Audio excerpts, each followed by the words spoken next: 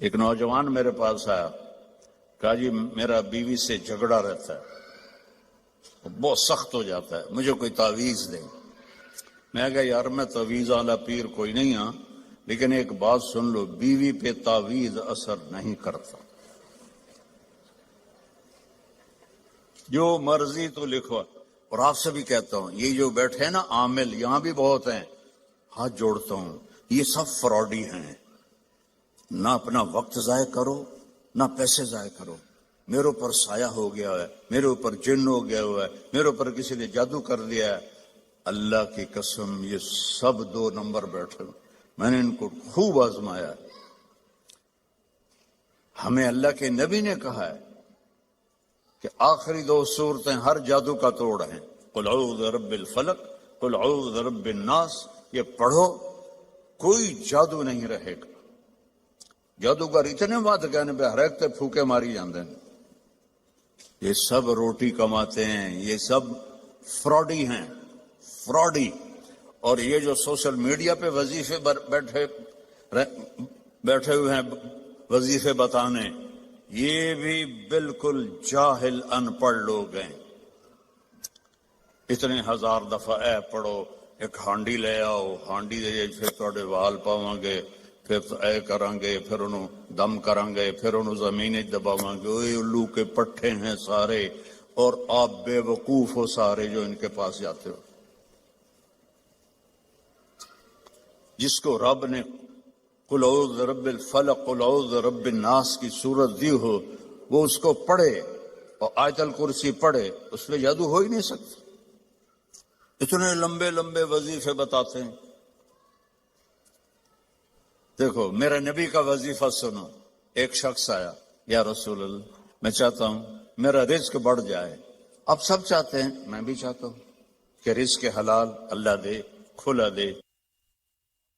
Social media دیکھو، وہ کتنے وظیفے بتا رہے ہیں، اور میں نبی کا وظیفہ بتاتا ہوں، سب کر سکتے ہو۔ آپ نے فرمایا ادم علی الطہارہ یوسع علیک رزق، با وضو رہا کر تیرا رزق بڑھ جائے گا۔ بتاؤ کوئی زور لگتا ہے؟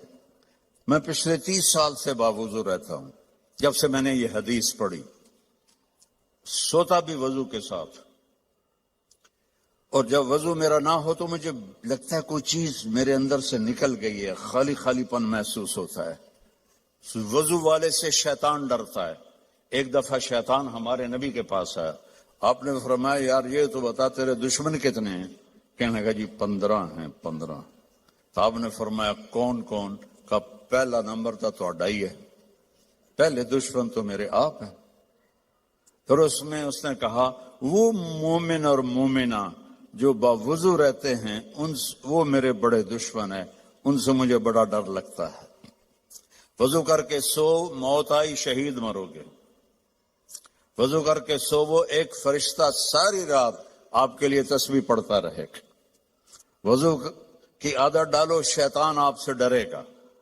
کتنا آسان وظیفہ میرے نبی نے بتایا۔ تو آپ نے گھروں کی زندگی سمجھائی، تو میں نے اس سے کہا بیویوں پہ تعویذ اثر نہیں کرتے۔ انہوں نے کہا پھر کیا کروں؟ میں کہا جب بھی کھانے پر بیٹھو 2-3 لقمے کھلا دیا کرو اپنے ہاتھ سے۔ کہا اس سے کیا ہوگا؟ میں کہا تو ویکھ لویں کیا ہوگا۔ تو کچھ دنوں کے بعد اس کا فون آیا حال چال پوچھنے۔ میں نے کہا وہ میری بات پہ عمل کیا تھا؟ کہنے لگا نہیں۔ میں نے کہا کیوں؟ کہنے لگا شرم آتی۔ میں کہا الو دے پٹھے، کمزور نہ لڑدیاں تینوں شرم نہیں آندی؟ اللہ نے عورت کو کمزور پیدا کیا ہے۔ ایک شخص آیا حضرت عمر سے ملنے، تو لے کر آیا بیوی کی شکایت کہ وہ مجھ سے بہت لڑتی ہے۔ آگے دیکھا تو ادھر بھی بیگم نے چڑھائی کی ہوئی تھی، عمر جیسی شخصیت، وہ چھوٹے چھوٹے گھر، آواز باہر جا رہی، وہ تھوڑی دیر سنتا رہا، کہنے لگا تھے تو میرے کو بھی چوکھا کام میں۔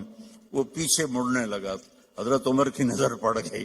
وہ بھائی خیریت، کیسے آئے تھے؟ کہا جی جس کام واسطے آیا سی اتنے بھی ڈھیر سارا ہو رہا ہے، میں تانوں کی دساں؟ کہا نہیں کیا ہے؟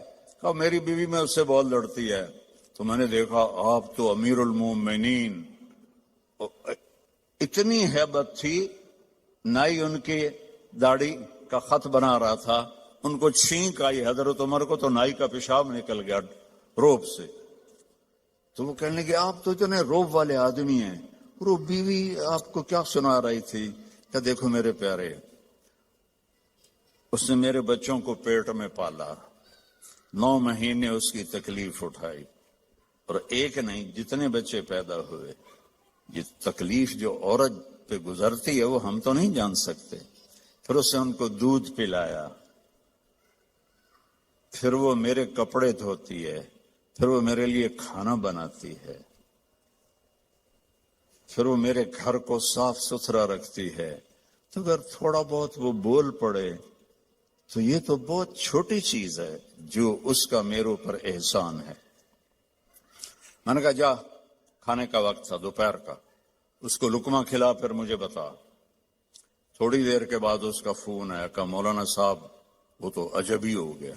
میں نے کہا کیا ہوا؟ کہ میں نے اس کے منہ میں لقمہ ڈالا تو اس کا منہ ایسے کھلا رہے گا اور کہنے لگی کس نے پٹی پڑھائی ہے تمہیں؟ تو خود تو نہیں کر سکتا. کہنے لگا مجھے مولوی طارق جمیل نے یہ پٹی پڑھائی. تو اس نے ایسے جھولی اٹھائی اور انہوں نے کہا اللہ مولوی طارق جمیل کو اور اس کے بچوں کو زندگی دے جس نے تمہیں انسان بنا دیا. اچھا، ہمارے راجپوتوں کی ایک شاخ ہے رنگڑ، یہ بہت ہی کڑوے ہوتے ہیں. جیسے کریلا نہیں کڑوا ہوتا، ایسو بائی نیچر کڑوے ہوتے ہیں. تو ایک ہمارے دو جماعت میں میرے ساتھ وقت لگاتے رہے مسلسل. اچھا، میں یہ گھر کی زندگی بتاتا ہوں، عام طور پر علماء نہیں بتاتے، صرف عبادت پہ اٹک جاتے ہیں. تو میں نے ایک دن ان کو فون کیا، آگے ان کی بیگم نے اٹھایا. کون بول رہا ہے؟ رنگڑی میں. میں نے کہا طارق جمیل بول رہا ہوں. اچھا. میں نے کہا صدیق بھائی کدھر ہیں؟ باہر گیا ہے. میں نے کہا بتا دینا اس کو میں نے فون کیا تھا. کچھ عرصے بعد اس کا فون آ گیا صدیق بھائی کا، اور ہنستا جا رہا. میں نے کہا کیا ہوا بھائی صدیق؟ کب میں گھر آیا تو میری بیگم نے کہا کہ وہ تھارے مولوی کا فون آیا تھا. میں نے کہا کون سا؟ کب ہوئی جس نے تمہیں رنگڑ سے انسان بنا دیا. کہنے لگے میں نے کہا اللہ کی بندی میں پہلے انسان نہیں تھا؟ کہا نہیں. تو کیسے؟ کہتا ہے بتا ہماری شادی کو کتنے سال ہوئے؟ میں نے کہا 27 سال. کہا 27 سال میں کبھی مسکرا کے بولا ہے میرے ساتھ؟ تو کہنے لگا میں سر کو جانے لگا کہ واقعی میں تو کبھی بھی اس کے ساتھ ہنس کے نہیں بولا تھا. میں نے جب 1999 میں شروع کیا حسنین کو تو میرے سامنے 3 چیزیں تھیں. ایک ان کا علمی رسوخ ہو جس کے لیے عربی کا سمجھنا بہت ضروری ہے. تو عربیت ایک چابی ہے، دینے والا تو اللہ ہے. دوسری میری تمنا تھی کہ ان کے اخلاق اچھے ہوں. آپ سے پہلے جتنے بچے یہاں سے نکلے ان سب کی میں نے تعریف سنی لوگوں سے. اور ایک چیز جو میں اضافی طور پر اس کی زبردستی پابندی کرواتا رہا کہ صاف ستھرے رہو، خوش لباس رہو. تو مجھے یہ ساری چیزیں وصول ہوئیں کہ یہ آپ کے بچے دور سے پہچانے جاتے ہیں. میں نے کہا کیسے؟ کہ دور سے تو پہچانے جاتے ہیں اپنے لباس سے کہ یہ ضرور حسنین کا فارغ، اور پھر پہچانے جاتے ہیں ان سے جب ہماری گفتگو ہوتی ہے تو ان کے اخلاق سے. ان کے اخلاق اتنے اچھے ہوتے ہیں، ان کا ظاہری لباس اتنا اچھا ہوتا ہے کہ ہم اسی وقت کہہ دیتے ہیں کہ حسنین کے 6 سالہ عالم دین کورس داخلہ کے لیے ہماری ویب سائٹ وزٹ کریں اور داخلہ فارم فل کریں۔